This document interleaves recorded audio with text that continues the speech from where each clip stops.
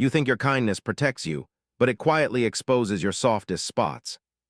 Someone is studying that softness right now, turning it into their silent weapon. If you feel drained after helping people, you are already under training. Kindness is not the problem. The real problem is how it is used. Emotional manipulators search for people who give easily and hesitate to say no. They read your kindness like a manual, page by page, reaction by reaction. They do not attack your strength directly, they stretch your goodness until it hurts. First, they test how uncomfortable you are with disappointing someone. They ask for small favors, nothing extreme, just slightly inconvenient for you. You feel a little resistance inside, but your identity is connected with kindness. You think a kind person would agree, so you move your boundary again. Each time you say yes against your own comfort, they collect silent data. They are learning exactly how much guilt is needed to control you. Then they begin shaping your inner image of yourself. They praise you heavily whenever you sacrifice your needs for their comfort. They say things that sound positive, but are actually conditioning your behavior. You are so pure, you always think about others first. Only you understand me. Nobody is as supportive as you are. Your nervous system receives a clear message. Kindness equals approval and belonging.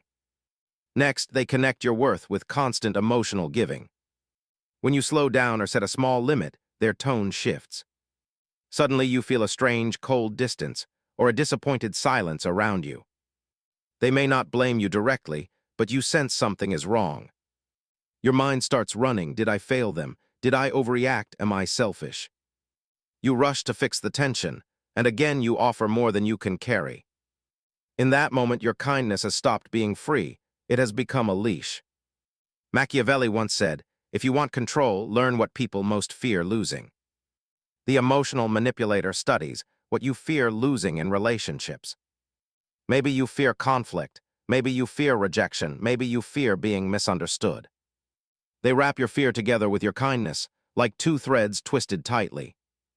Then they pull the thread whenever they want you to move. You never noticed how often you apologize for normal human needs. You say sorry for answering late, for resting, for being busy, for being tired. Every apology teaches your brain that your existence is an inconvenience. The manipulator gently agrees with this belief without saying it clearly. They sigh when you cannot help. They sound heavy when you prioritize yourself. They do not need big arguments. They just need your constant self-doubt. Albert Bandura once said, "If you change how people see themselves, you change their behavior." Emotional manipulators rewrite your internal definition of a good person. A good person in their silent script never disappoints, never refuses, never withdraws. You start chasing that impossible standard, hoping to finally feel safe and appreciated. But the standard keeps moving forward, always slightly beyond your reach. The more you give, the more you doubt whether you are giving enough. This is how your kindness becomes their weapon. It is not used to create connection, it is used to create control. They push you to abandon yourself, then reward you when you do it. They make you feel guilty for natural limits, then call your exhaustion over sensitivity. They use your need for harmony to keep you silent around their unfair behavior. You begin to believe that protecting your energy is equal to harming others. Slowly, your emotional world rearranges itself around their needs. Your mood depends on whether they are pleased or distant. Your decisions are filtered through one question: will they be upset or disappointed? Your body sends warning signals: tight chest, heavy shoulders, restless sleep, sudden headaches. But your trained mind cancels those signals with one sentence: I do not want to hurt them. This is the hidden psychology of influence at work. Instead of arguing with your logic, they reshape your emotional associations. Kindness now feels safe only when it serves them first. Silence now feels safer than honest disagreement or uncomfortable truth. Your own needs feel like threats to the relationship, not natural parts of you. You never noticed how often you explain your decisions like a defense speech. You over-explain why you cannot do something, hoping they will understand. This over-explanation is another data point for them. They see your fear of being misunderstood, and they store it as a tool. Later, when you try to step back, they will question your intentions. Are you sure you are not overreacting? Are you really being fair right now? Your mind collapses back into confusion, and you surrender your boundary again. The more confused you feel, the easier you are to direct. Confusion makes you search outside for clarity and permission. They happily become the source of that clarity as long as it benefits them. Your inner compass becomes cloudy, so you borrow their compass instead. This is the moment where psychological dependence quietly begins. You might think, I would notice if someone was using me like this. But emotional manipulation works slowly, like water carving stone with patient drops. It does not need dramatic scenes. It only needs repetition and emotional pressure. Each small moment of guilt, each tiny reward, each careful silence reshapes you. The real danger is not that they control your actions once. The real danger is that they train your automatic reactions for future situations. Even when they are not present, their script still runs inside your head. You cancel your needs before anyone asks. You apologize before anyone complains. Their weapon now lives inside your own self-image, disguised as kindness. The question hiding underneath is simple. If your reactions can be trained like this by another person, who is really living your life when you keep saying yes? You think you decide your limits, but someone else quietly decides how far you bend. Your silence feels peaceful to you, but it feels useful to them. If you want to understand the control, you must first study the pressure. The human mind responds to patterns more than moments. An emotional manipulator never pushes all at once. They adjust one detail at a time. They understand that slow pressure feels like your own decision. You never realize the shift because every step looks harmless on its own. The first hidden method is selective appreciation. They give warmth only when you offer more than you should. They stay neutral or distant when you finally try to protect your space. Your brain learns that comfort comes from self-sacrifice, and discomfort comes from self-respect. This is not affection. This is conditioning delivered in a soft tone. Machiavelli once said, if you want control, reward obedience more than loyalty. An emotional manipulator rewards your emotional obedience. They admire you when you agree. They become cloudy when you resist. The change is subtle, but your nervous system absorbs it quickly. Your body wants peace, so it keeps choosing the path that avoids tension. Then comes the second method, emotional draining disguised as closeness. They share their worries constantly, but only when you seem tired or occupied. Your attention becomes their default solution. Your energy becomes their emotional fuel. You think you are helping, but you are actually losing balance internally. Their problems enter your mind, filling the space needed for your own clarity. You cannot organize your thoughts because theirs always demand priority. With time, you begin predicting their needs before they speak. You stay alert, ready to calm, soothe, explain, reassure, or defend. Your mind becomes trained in anticipation, not connection. This anticipation keeps you emotionally exhausted, and exhaustion lowers resistance. A tired mind hesitates to confront what feels unfair. A tired mind chooses comfort over correction. The third method is guilt reframing. They present your natural boundaries as emotional threats. They change the meaning of your reasonable no into a personal attack. You feel a strange weight after setting a small limit, even when you were respectful. That weight is not guilt, it is implanted responsibility. You begin to feel responsible for their mood, their stability, and their comfort. Once this belief settles, your identity becomes tied to their emotional weather. Albert Bandura once said, if you shape someone's perceived responsibility, you shape their choices. The emotional manipulator wants you to believe you hold responsibility for their peace. They do not demand it loudly, they imply it quietly. A sigh, a pause, a disappointed tone, a delayed reply, an unusual silence. These micro-signals carry more psychological power than direct confrontation. You absorb these signals and adjust your behavior immediately. You think you are being thoughtful, but you are being conditioned.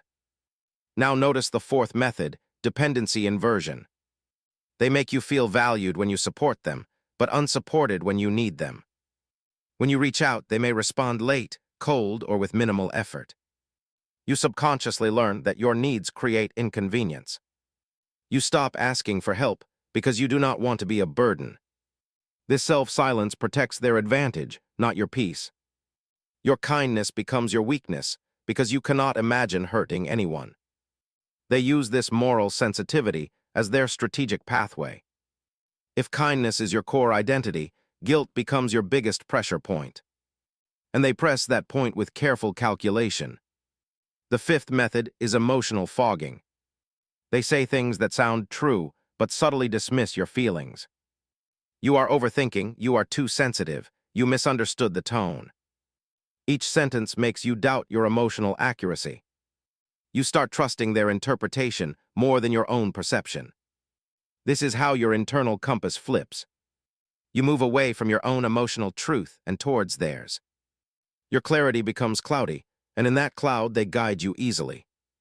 Confusion is not accidental, it is engineered control. The sixth method is slow character shaping.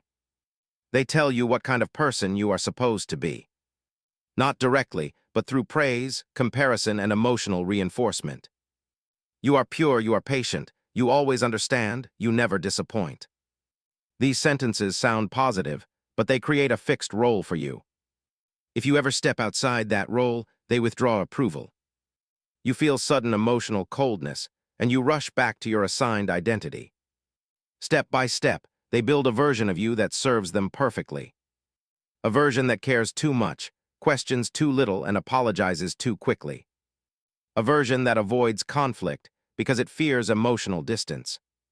A version that loses self-respect slowly, without even noticing the loss. You might think you are still in control, but the truth is simpler and more unsettling. Your desire to keep the peace has become their strongest weapon. The real question is not why they manipulate. The real question is why your mind is starting to accept their reality. If this adjustment continues silently, what part of yourself disappears next? You believe you are choosing kindness, but someone else is choosing the timing. You think you are avoiding conflict, but you are actually avoiding yourself. If your peace depends on keeping someone comfortable, you are already losing ground. Manipulators understand something most people never study. The human mind protects connection before it protects boundaries. Your brain is wired to maintain harmony in relationships, even at your own cost. They exploit this natural wiring with precision. The first hidden pattern in this stage is emotional pacing. They control the speed of the relationship dynamic without ever saying it. When they want more from you, they increase warmth, attention, and presence. Your nervous system relaxes because predictability feels safe. Then they suddenly slow down the warmth, giving you only partial signals. Your mind becomes restless, trying to restore the earlier comfort. This restlessness is not emotional need, it is psychological withdrawal. Machiavelli once said, "If you want someone to move toward you, move away first." The manipulator uses this principle like a silent tool. They pull back at the exact moment your confidence rises. You chase the lost connection, offering more kindness, patience, and emotional effort. You are not seeking a person, you are seeking relief from discomfort. The second pattern is compliance shaping. They reward the behaviors that benefit them and ignore the ones that protect you. Your mind naturally repeats what brings emotional peace. This is the foundation of conditioning. Repeated reward creates automatic habits. You think you are acting from kindness, but you are acting from emotional programming. Notice how often you edit your truth before speaking. You soften your concerns, you shorten your needs, you reduce your expectations. You want to avoid misinterpretation, so you place their comfort above your honesty. This is not kindness, this is self-censorship created by subtle fear. The fear is not of punishment, but of emotional distance. They train you to avoid even the smallest shift in their mood. The third pattern is emotional redirection. Whenever you express discomfort, they pivot the conversation back to you. Your pain becomes your fault. Your concern becomes overthought. Your boundary becomes coldness. Their withdrawal becomes your responsibility. You walk away wondering what you did wrong when you did nothing wrong. This technique slowly reshapes your internal logic. You stop trusting your emotional signals because they never match their reactions. Albert Bandura once said, "If you distort someone's interpretation of events, you distort their entire identity." The manipulator reframes your emotional experiences with deliberate ambiguity. You think you are confused because the situation is complicated. You are confused because your mind is being trained to depend on their clarification. The fourth pattern is selective vulnerability. They reveal struggles only when they want your emotional compliance. Their vulnerability feels deep, but it is not mutual transparency. It is strategic intimacy, used to reset your empathy at the right moment. You feel special for being trusted, so you soften your boundaries again. But the sharing ends when you need the same support. Your empathy becomes a tool to silence your self-protection. The fifth pattern is emotional inflation. They magnify small acts of kindness you give them. You doing one task becomes you saving their day. Your simple concern becomes you being the only person who understands. Their exaggerated gratitude feels like a reward, but it is strategic attachment. They lift you emotionally, but only to anchor you deeper. The sixth pattern is internal conflict creation. They create situations where your values clash with your emotional limits. You want to be kind, but you feel drained. You want peace, but you feel uneasy. You want balance, but you feel guilty asking for it. This inner tension weakens your decision-making. You hesitate before saying anything that might create discomfort. Hesitation becomes a habit, and habits shape identity. You start believing you are the stabilizer of the relationship. You take responsibility for their reactions, their mood, and their needs. You turn every small conflict into a personal failure. Your mind bends to protect harmony, even when harmony is not real. This quiet shift is the psychological trap. You no longer act from your natural truth. You act from the fear of losing the little peace they allow. Your kindness, once your strength, becomes a currency you keep spending. You give more time, more attention, more emotional support, hoping to maintain safety. But safety created through self-abandonment is not safety, it is dependency. You convince yourself you are just being understanding. But understanding becomes over-understanding. Kindness becomes over-kindness. Patience becomes over-patience. You stretch yourself until you cannot recognize what normal feels like. Manipulators know that once you adjust your emotional baseline downward, you will accept treatment you once would have rejected immediately. You stop noticing the imbalance because your tolerance expands slowly. Your mind begins to adopt their pattern as the new normal. You think you are choosing peace, but you are choosing avoidance. You think you are choosing kindness, but you are choosing exhaustion. You think you are choosing connection, but you are choosing survival. The question that now emerges is the one you have been avoiding. If your emotional balance depends on not disturbing someone else, what part of your identity have you already surrendered without noticing? You think you are staying calm, but you are actually staying small. You think you are keeping balance, but you are actually carrying the weight alone. If silence keeps the peace was never real to begin with. Manipulators understand a deeper psychological law. The more you adapt, the more you can be shaped. The more you explain, the more you can be redirected. The more you hesitate, the more you can be controlled. They study these micro-reactions with quiet mastery. The first hidden mechanism in this stage is identity erosion. They do not attack your personality directly, they blur it slowly. You start doubting your emotional accuracy because they question your interpretations. You start doubting your decisions because they challenge your reasons subtly. You start doubting your worth because their approval arrives only when you sacrifice. Doubt becomes the soil where manipulation grows fastest. Machiavelli once said, "If you make someone doubt themselves, you weaken their will."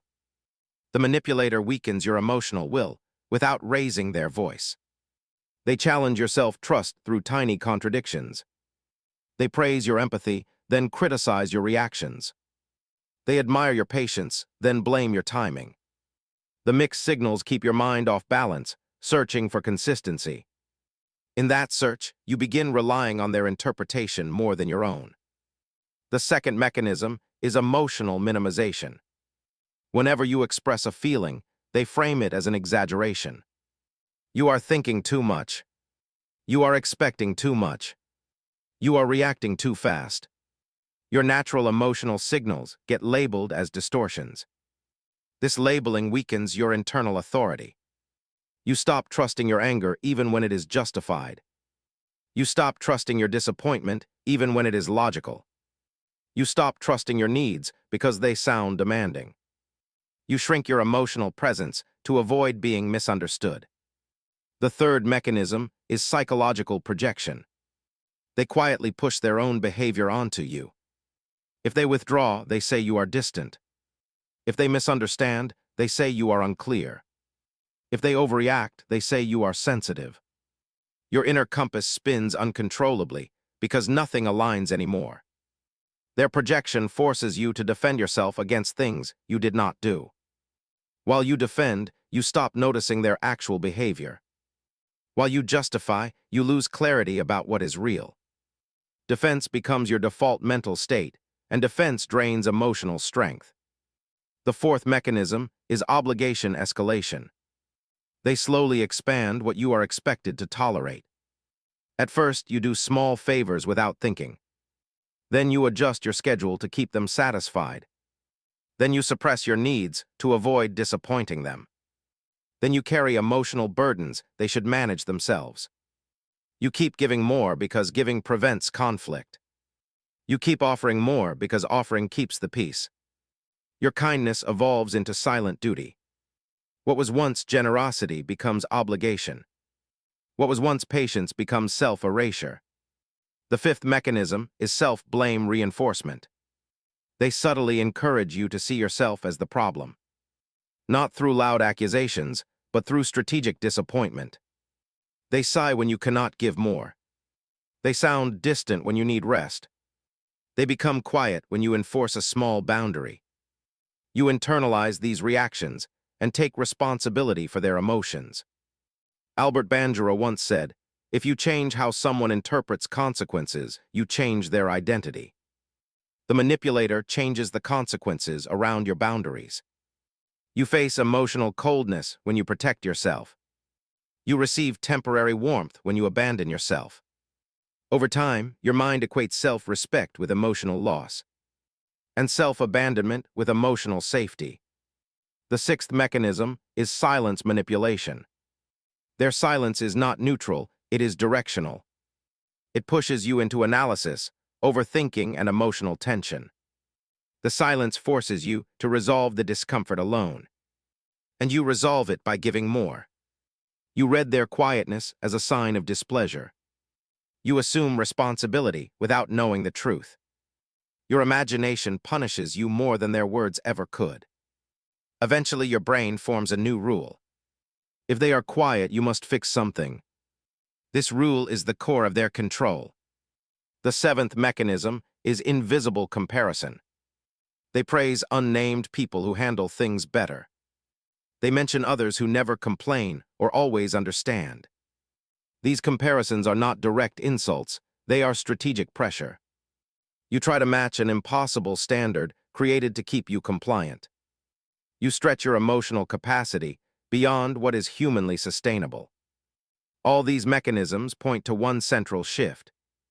You are not reacting to reality anymore, you are reacting to their narrative. Your emotions revolve around their approval. Your decisions revolve around their comfort. Your boundaries revolve around their mood. This is not generosity, this is psychological captivity disguised as kindness. Your mind starts believing that losing them means losing stability. But the truth is hidden beneath the fear. The stability you think they provide is actually the instability they created. The real danger is not that they manipulate. The real danger is that you slowly become the version of yourself they designed. The question that now emerges is sharp and unavoidable. if your identity can be reshaped quietly by another person. How much of the current you is actually you? You think you are choosing patience, but you are choosing emotional survival. You think you are being understanding, but you are being systematically drained. If protecting someone else keeps destroying your inner balance, something deeper is controlling you. Manipulators operate on a principle most people never recognize. The human brain avoids emotional loss harder than it seeks emotional truth. They use this instinct to anchor you into a cycle that feels like connection, but functions like control. The first hidden system in this stage is emotional indebtedness. They make you feel like you owe them something without ever stating it directly. They remind you of your past kindness in moments when you try to set limits. Not through gratitude, but through subtle emphasis. You always support me. You understand me better than anyone. You never disappoint. These sentences sound loving, but they are psychological debt creation. You begin to feel internally obligated to stay available even when you are mentally exhausted. You never agreed to this debt, but your emotions start paying it. The second system is delayed correction. Whenever you react naturally, they wait before addressing it. Their pause creates anxiety because they break the emotional rhythm. Then they bring up your reaction in a controlled tone, making you feel responsible. You start policing your emotions before they even appear. You stop expressing discomfort because you fear the delayed consequence. Your emotional freedom shrinks as their invisible timeline expands. Machiavelli once said, "If you control the timing, you control the outcome." The manipulator uses timing as their quiet power. They choose when to reward, when to withdraw, when to correct, when to silence. Your body responds to their rhythm more than your own internal truth. The third system is selective emotional safety. They offer reassurance only when it benefits their narrative. When you are calm or distant, they become warm and attentive. When you are overwhelmed or in need, they become vague and unreachable. Your nervous system learns to fear your own emotional needs. Your feelings now feel dangerous because they lead to emotional abandonment. You begin hiding your sadness, masking your stress, suppressing your fatigue. You become emotionally well-behaved to avoid losing temporary warmth. This trained compliance is not love, it is psychological conditioning. The fourth system is reality dilution. They mix truth with subtle distortion. They acknowledge your point but twist one detail. They validate your feeling but question your meaning. They accept your boundary but challenge your timing. Each small distortion weakens the clarity of your reality. You stop trusting your perception because it never fully matches theirs. Albert Bandura once said, "If you blur a person's perception, you blur their judgment." The manipulator blurs your perception until you trust their version instinctively. Your emotional certainty evaporates because their narrative feels more stable than your confusion. You give up your truth to avoid mental conflict. The fifth system is emotional role assignment. They assign you the role of the caretaker, the stabilizer, the understanding one. You begin performing this role automatically, even when it hurts you. You think being needed equals being valued. But the truth is more unsettling. They need your emotional availability, not your well-being. You start living in a role that benefits them more than it benefits you. The sixth system is self-sacrifice normalization.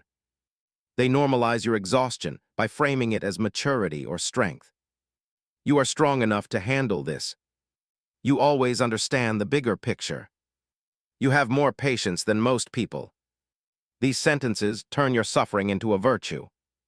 You start accepting emotional pain as proof of your goodness.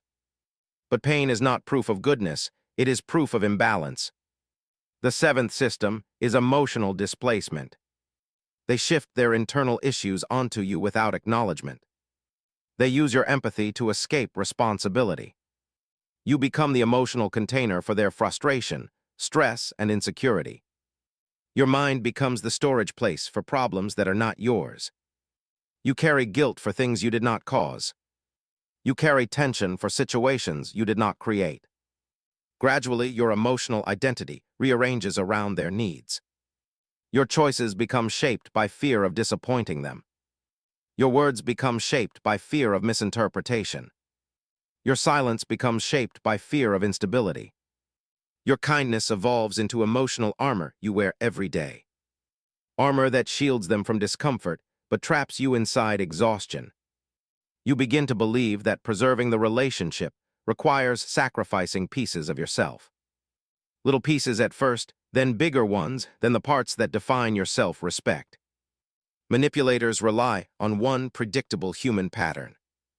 The more you lose yourself slowly, the less you notice the loss. The more you adapt, the more you forget what balance once felt like. You may think you are still protecting the connection, but the truth is sharper.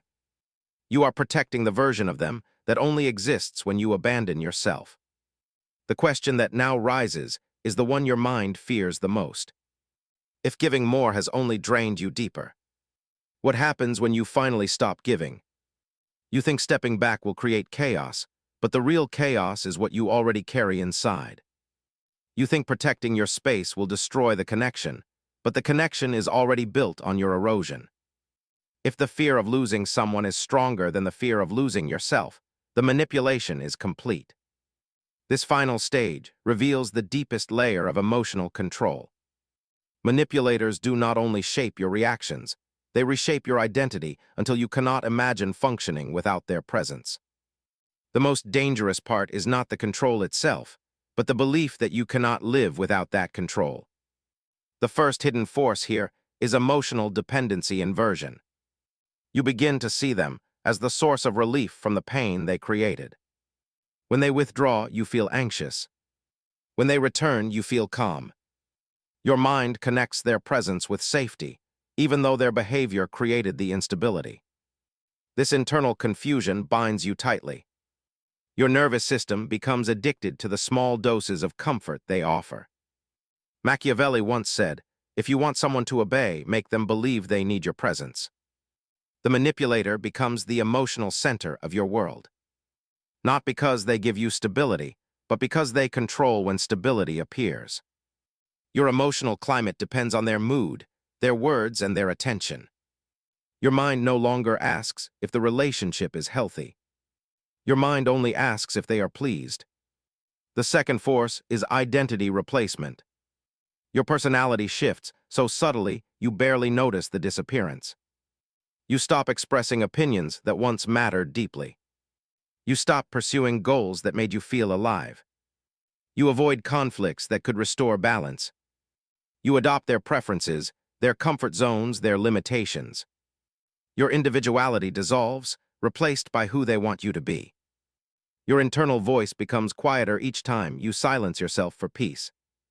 Eventually, you only hear their voice inside your thoughts. The third force is emotional anchoring. They anchor your self-worth to their reactions. When they approve, you feel valuable. When they disapprove, you feel inadequate. When they withdraw, you feel broken. You forget that your worth once existed independently. Your identity now lives through their emotional temperature. The fourth force is psychological exhaustion.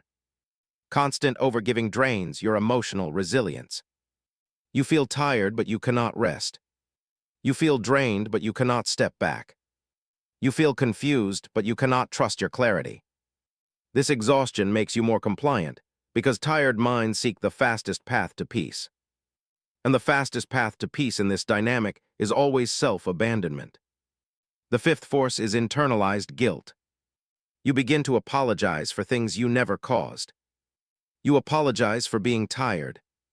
You apologize for needing time. You apologize for having limits. You apologize for protecting yourself. This guilt becomes a silent cage around your choices. You restrict your own freedom to avoid the guilt triggered by their reactions. The sixth force is emotional distortion. You start interpreting your boundaries as selfishness.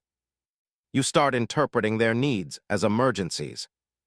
You start interpreting your pain as overreaction. Your entire emotional framework becomes reversed. You protect them from discomfort while they expose you to constant strain. The seventh force is fear conditioning. Not fear of violence, but fear of emotional consequences. Fear of disappointment. Fear of silence. Fear of being misunderstood. Fear of losing the fragile warmth they offer. Fear of conflict that you believe you cannot survive. This fear becomes the invisible rope that keeps you tied. The eighth force is self-abandonment turning into habit. You give up pieces of yourself without realizing it. Your natural reactions, your instincts, your intuition, your boundaries. You lose them one by one to avoid losing the connection. But the connection was never yours to protect. It was a psychological structure built on your silence. The truth is sharper than you expect. The manipulator never feared losing you. They only feared losing control over you. Your kindness was never the issue. Your kindness became their leverage. And here lies the final shift. The moment you stop giving endlessly, something unexpected happens. Not in them, but in you. Your nervous system suddenly meets an unfamiliar feeling. The feeling of your own identity trying to return. Your emotions trying to correct the imbalance. Your intuition trying to speak again. The manipulator may push harder, guilt heavier, withdraw colder.